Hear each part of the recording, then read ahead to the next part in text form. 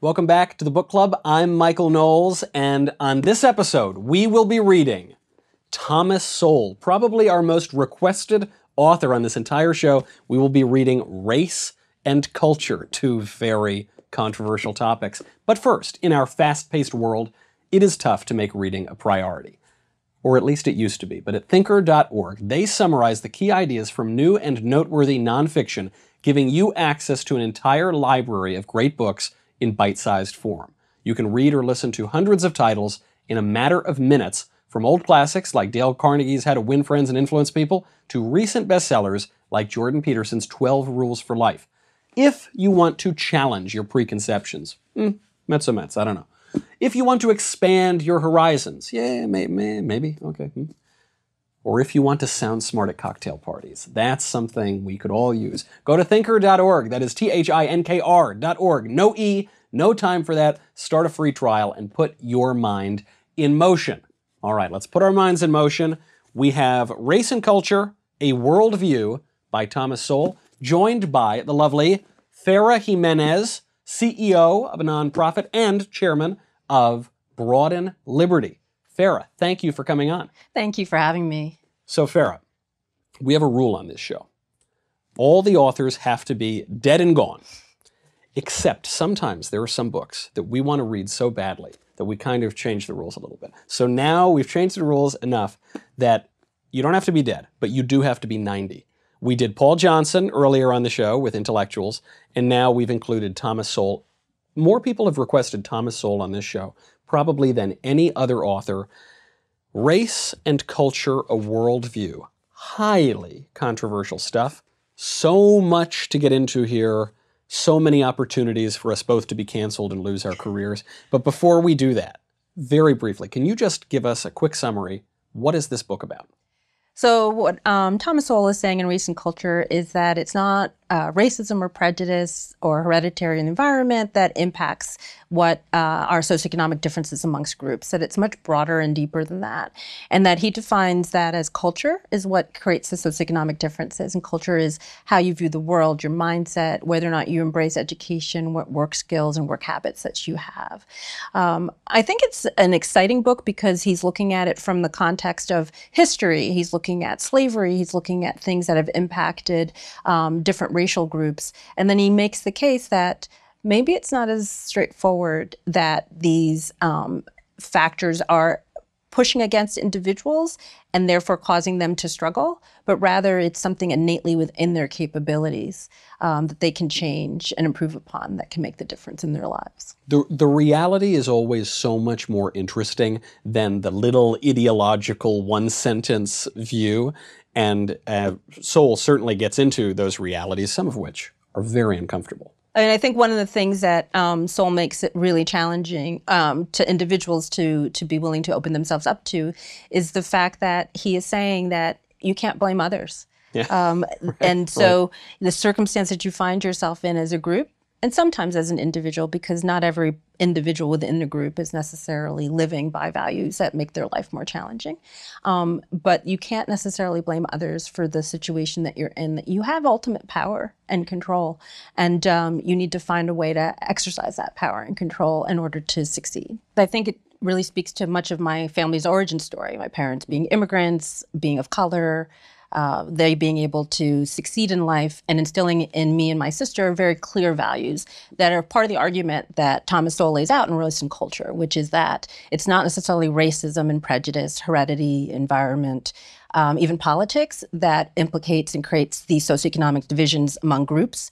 It's more about culture, and he defines culture as being mindsets, the way you view the world, the skills that you have, and even your work habits. And so that it's culture ultimately that makes the difference between those groups that succeed and those that lag behind others. Because there is an idea here, especially in the United States, where we say, okay, the Italians are a certain way because of how American society acted on them. Black people are a certain way because of how American society acted on them. Jews are a certain way, right? And it goes on through every single race. But it's all about the environment. It's just about how a certain society has created these conditions.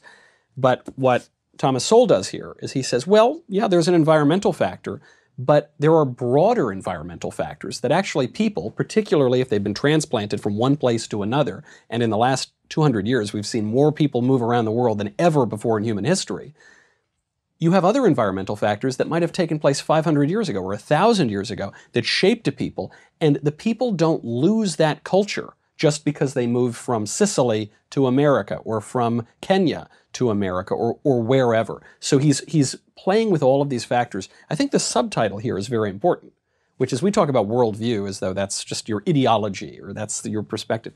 But he's saying a worldview because he's looking all around the world. So he's looking at how these groups interact around the world to try to see, okay, what is just particular about America, but what is true of various groups And you're elsewhere? absolutely right. That is one of the reasons that the book is so compelling, is that it's so easy to limit our thinking about what does race look like and culture look like within our domestic and more current contemporary world. But when you look at it over time, over hundreds of years, looking at slavery, looking at movements of people, looking at ascendance and then retrogression. Yeah. And that can happen even in communities that at times have been at the very top in terms of success and then find themselves lagging behind others, either because they've moved or they've changed their mindset and their culture. The other thing that's really interesting about it is he's looking at it from a world perspective and a global perspective. So the things that we tend to think of as just being uniquely American aren't necessarily true, that they are reflected around the world, that there are groups and subgroups that lag behind others because of the way that they exercise their culture. You know, reading this book, I'm reading it now in our very politically correct culture where if you say anything out of order, you'll be canceled, your life will be ruined. And I think this guy is talking about race and IQ. He's talking about why certain races have done better at different periods of time. He's defending stereotypes in some places, and I think, how does Thomas Sowell get away with it? Well, it helps that he's Black. It does help that he's Black. It does help that he's Black. It also helps that he himself was a child that was raised in poverty. Yeah. It helps that he himself was not raised by his mom or his dad, both one of whom died and one of whom gave him up to a great aunt to raise because she could not handle being a single mom of 5 children. And it helps that he got an education, both in a real education in terms of a special admission high school that he attended and ultimately finding his way to Harvard. But in addition, he got an education in the real world. And that's what led him from being a Marxist to being what he would call himself now, which is more of a libertarian and clearly informed by economics. I think what's also important about the book is what he's not saying. And I think that's what lets him say what he's saying. Right. You have to be willing to understand what he's not saying is that he's not saying that life is fair. Because if you trip yourself into believing life is fair, you're going to think the things that he's saying are really offensive and horrible.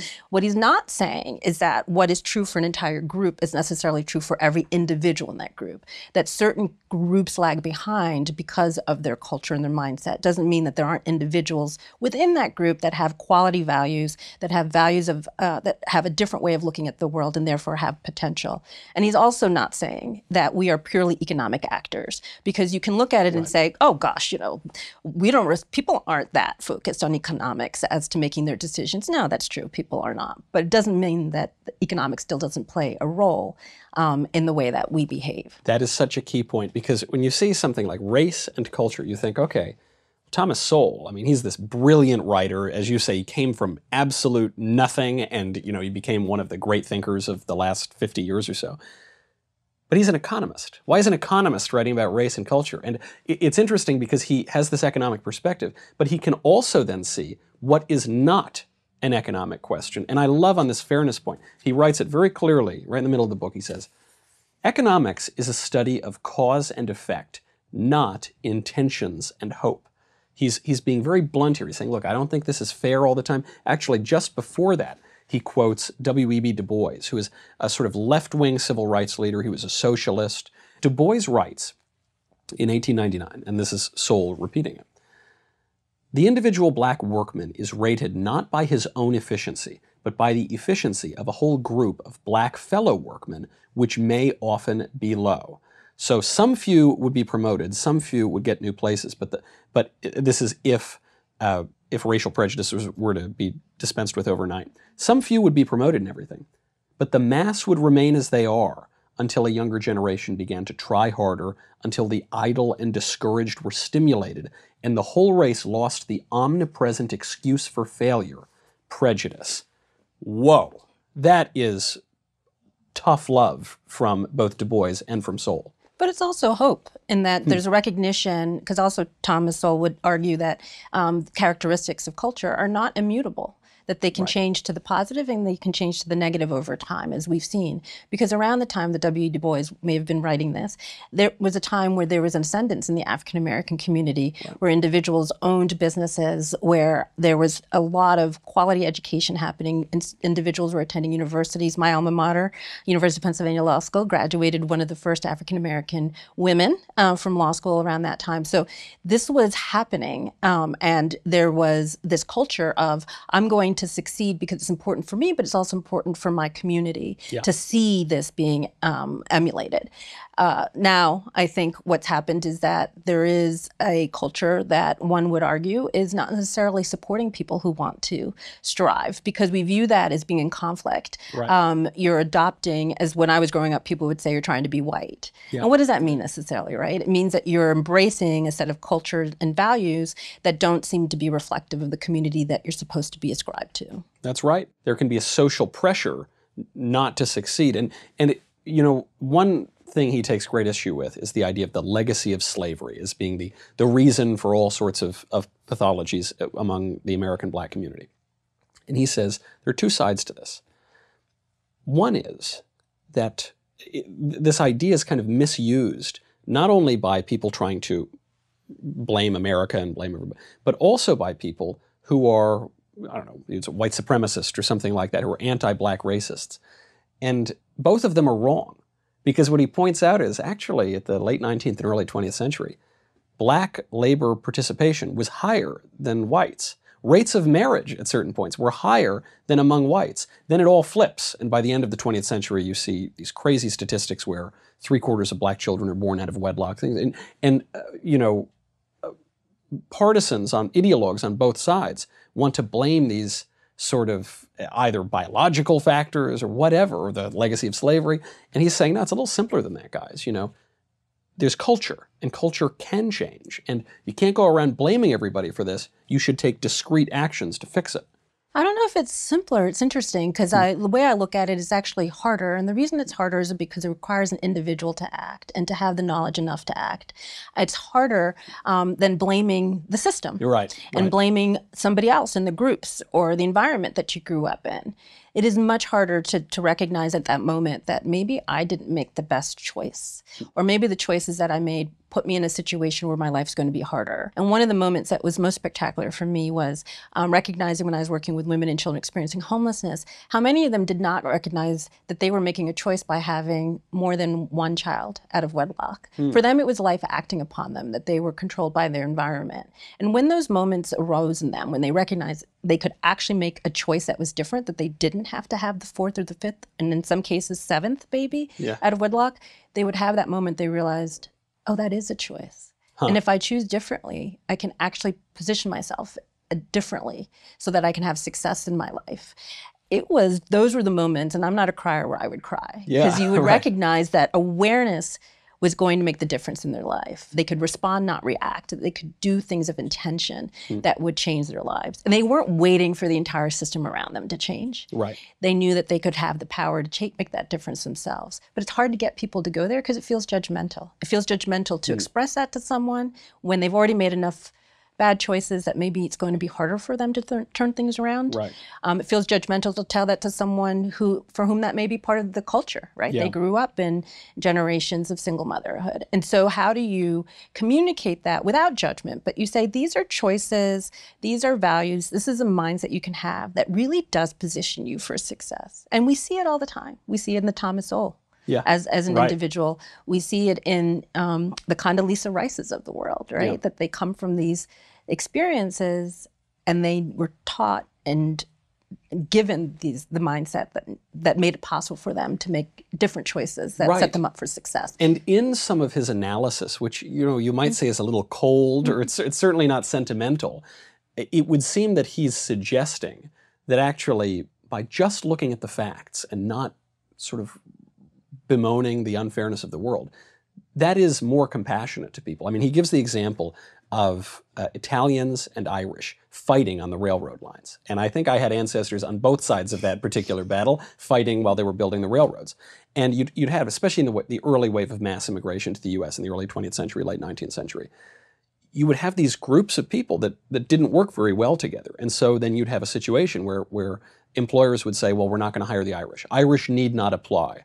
Now, there might have been individual Irishmen who were very good and stayed away from the whiskey and were perfectly amiable on the line.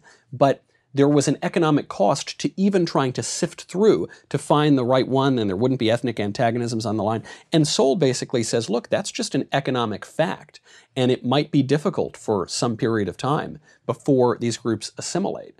But until then, you can't just go blaming everybody. You can't blame the employer because he wants to be able to make a profit and he's not willing to incur those costs. And he's careful, Thomas Sowell, to point out that, yes, that's the group dynamic, and it is uncomfortable and disappointing for the individual who might be that one Irishman who could have gone along well with the Italians working on the rails, right? But it doesn't negate the fact that as a system, because that's how economics works, it doesn't make economic sense for this employer to sift through all of those individuals to find the one that would make it work. Right. But what he also does is he goes further and he says the ability of the communities themselves then to do the sifting does give them economic benefit and power. So look at what happened in communities like Harlem, when you had Magic Johnson proclaim that he's going to start making investments in this community. This is when the crime started to dissipate a little, but Harlem was not what it is today in terms of being socioeconomic diverse and really safe. It was a time where businesses didn't want to enter because they didn't know the population and they didn't know how to present themselves in a way that you were going to be able to make money, recognizing that crime was still very high and how people were going to make choices about where they were going to spend their money. And he proved that it could be really successful. And now we see how that community has turned around. Right. And I think that's one of the exciting things about Thomas Sowell is that he's saying, yes, the systems may not work, but as individuals and as groups, we can make things better for ourselves if we have the right perspective and mindset, what he calls culture. Right, and if people don't take this saccharine view of things, I mean, I love the example he gives of Sephardic and Ashkenazi Jews. Right, Ashkenazi Jews are Eastern Europe and Sephardic are Spain and lived in Muslim lands and things like that.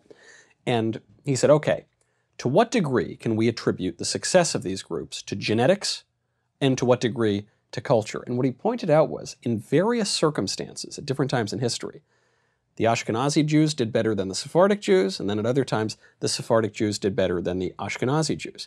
So you couldn't attribute it to some mere genetic circumstance, but you could attribute it to something going on within the group. There were real group dynamics here.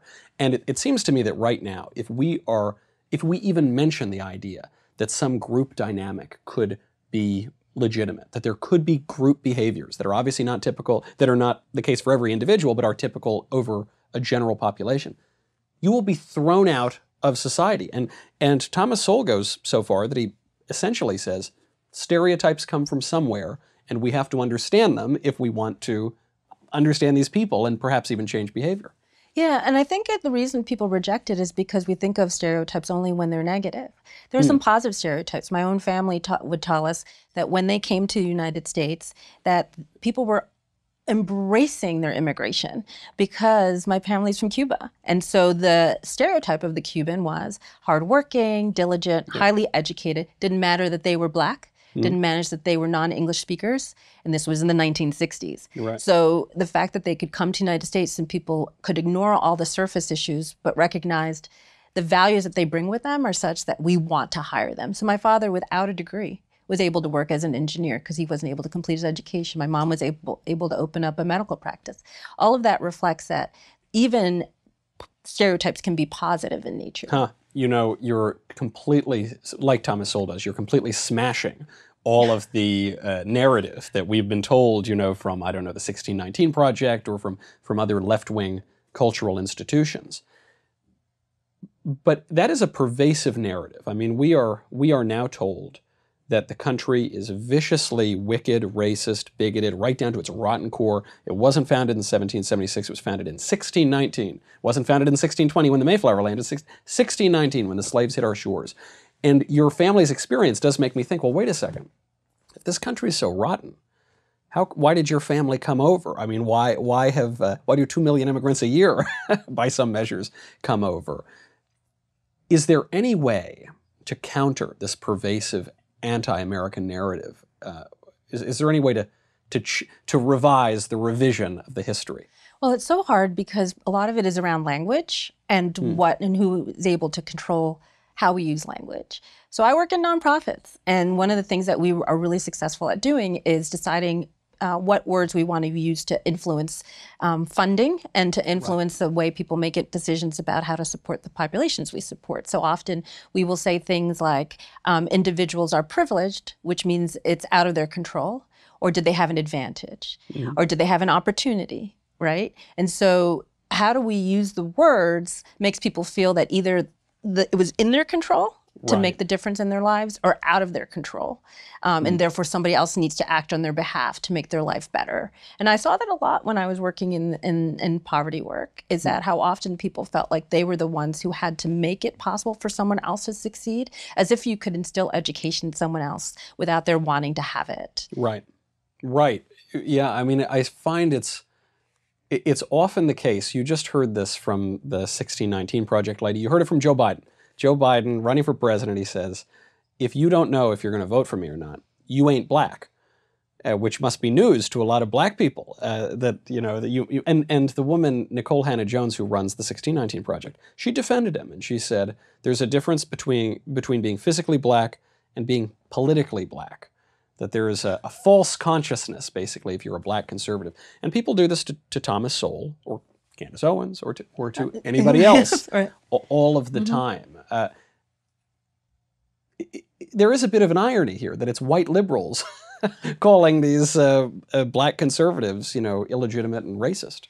Well, generally it's because there's a political gain, and he does talk about that, where there's connection between race and politics, and that there are individuals for whom it's to their benefit to form groups that aren't natural in cohesion, but that allow for political power to exist. Right. And so one of the challenges often is if you're a different thinker, which is what I would consider myself, you struggle because people will say to you, well, you're not really black because you don't ascribe to these values, or you don't live by this culture, or you're not really Latina because you don't embrace some of the political ideology that some in the Latino community, as if Latinos were one group. They don't exist anywhere else in the world, right?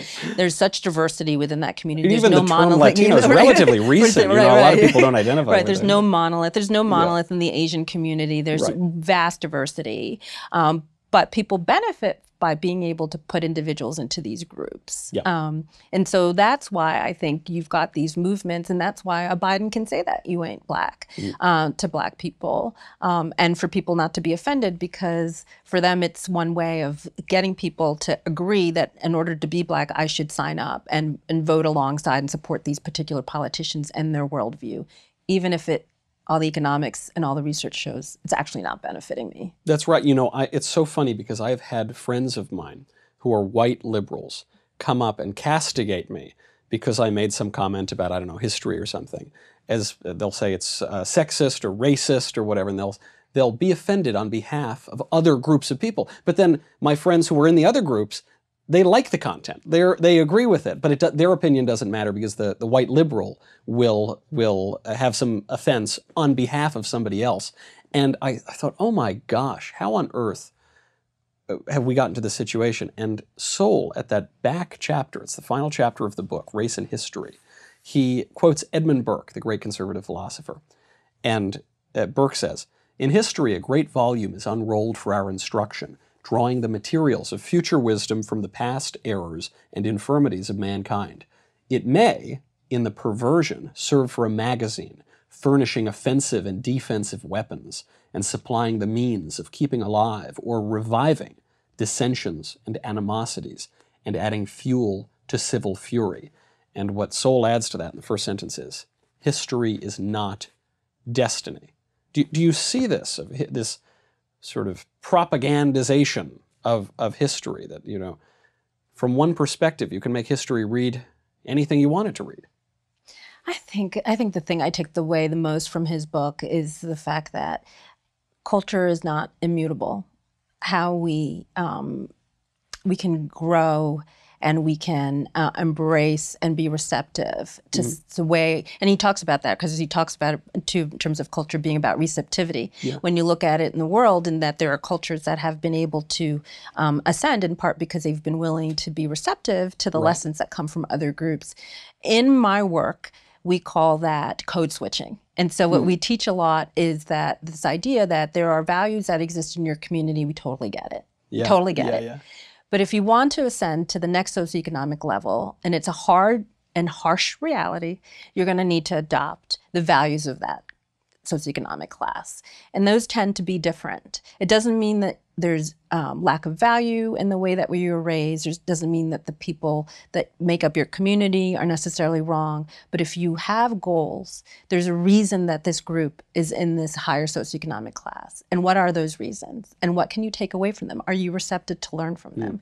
And I have found that in the work that I've done in education, that those individuals who were raised by single moms or single dads or low-income families whose parents said, watch that high net worth child. I'm going to send you to a school that's socioeconomically diverse because I want you to be surrounded by a culture where you're going to learn and be equipped with the skills and the mindset that's going to make it possible for you to be that kid who goes to Harvard Law. To be successful. To be successful. Yeah, right. And they recognize that it's not going to happen by staying in their same group. It's only going to happen by them witnessing and being part of a community that's in a different place. You know, this point on the code switching, it does make me think, when I think of some of my family, you know, in New York or friends in the Bronx, you know, who are a little more of that old world Italian mindset, you talk in a certain way, you behave in a certain way, conversations flow a certain way. There is often a different mindset. And then people who, you know, I don't know, they leave or they move somewhere else or whatever, the mindset starts to change, and this is a fear. I mean, this is the fear of that movie Get Out, actually, which I thought was a terrific movie, because the movie is about this fear of assimilation or adopting values of a class or of a group that, you know, you fear that you're losing your own identity. And it makes you feel like you might be casting judgment on your family members and those who are part of your so-called tribe. Yeah. But in fact, what you're doing is you're opening yourself up to possibilities. And also, there's a reason those values exist. I remember once being part of a community where somebody was castigating a speaker because what he was suggesting is that the ideal scenario for a family is if there's a mother and a father in the household raising those children. And they responded by shouting them down, saying, how could you wish domestic abuse amongst women and for them to be enslaved in this marriage? And I remember thinking, too bad this guy doesn't know who this person is, because if I'd been up on that stage, I would have said, and that's why you chose to be married before you had children? So then there are choices that individuals make for themselves, but they fear it's too judgmental to suggest that those should be the behaviors they should see in other people. You know, my friend Andrew Klavan makes this point that the kind of liberal elite doesn't preach what it practices. Oh, it is, yes. And that is one of the things often I would see in education is that we've had controversies often where if we try and create equity in terms of access to the most selective public high schools, that people will respond in a negative way, even if it's as subtle as deciding on one day that everybody in the community can apply to a selective high school. Why?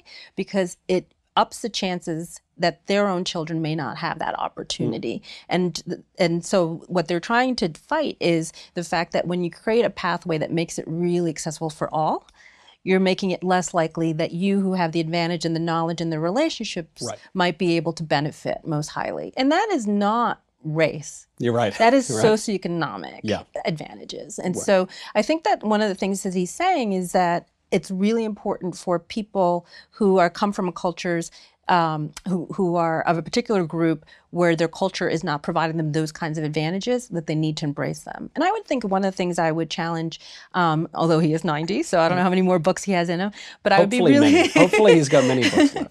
I would be really interested in his take on not just culture in terms of race-based culture, right? Culture that comes from that group, but socioeconomic culture. Right. Because there's such diversity. Yeah. And it doesn't require you to be tied to your race. It can be tied to your socioeconomic place. And when he's delving these questions, he is saying things that, you know, would cancel a lesser man. You know, I mean, he's raising real issues, pointing out when he talks about slavery, he says like every group in history has been enslaved. And actually, in the case of the Britons, when the Romans went to capture them, Cicero told the Romans, he said, don't bring the Britons back to be slaves. They're too stupid to be slaves. Leave them up in Britannia, you know, come back, get better slaves here. But, you know, all of these groups, even the word slave, right, comes from the Slavs. Yeah. And so slavery has been practiced in many places. It is still practiced today in other places. And he's saying things that are just very, very uncomfortable. Mm-hmm. But it's because he's not afraid of the facts. He's not afraid of the answers. He thinks actually knowledge is a good thing and it will help all of these groups get along better and rise up in the world. And he also challenges our political actors to embrace facts, to inform the way that they put together their strategies and their solutions. It's so easy to go on symbolism. So we look at things today like defund the police, right? So it feels incredibly empathic to be supportive of individuals who are coming out of prison. And I get it, and wanting to address that in criminal reform is important. But defunding the police, what it does is it creates economic instability in communities that most need the police in order to create systems where businesses can thrive and produce. And so those communities that are hard hit are usually the communities where the lagging groups are residing. So when you see that— He touches on that actually as well, all those years ago. Right. And the book is now 26 years old, and you think about it, right? It's still completely applicable, some of these ideas that he puts forth. Right. So I think our political actors are looking for the things that feel immediate as a solution, but aren't necessarily the things that are going to make the long-term difference in the lives of people. Right, and everyone's walking around eggshells, in particular on these two issues, on race and culture. They're so afraid. And Sowell tells us, don't be afraid of the facts. Embrace the facts. It's okay. That is the only way that we will move forward, which is a hopeful view in the end. Yes. We can embrace the facts by reading this book, by the way. Farah, thank you so much for being here. Where can people find you? Oh, I guess they can find me on Twitter at Farah M. Jimenez. Farah M. Jimenez. They can find you on Twitter there until we get canceled for this terribly politically incorrect episode. But thank you so much. What a wonderful book and a wonderful discussion to work through these issues. I suppose we'll be canceled next time, but if not, you can find us here again. I'm Michael Knowles. This is the Book Club. Thank you so much for watching this episode of the Book Club on PragerU. PragerU is a 501c3 nonprofit organization, so we rely on donations from viewers like you to keep this content on the air. Please consider making a tax-deductible contribution today to help keep this content coming. Thank you very much.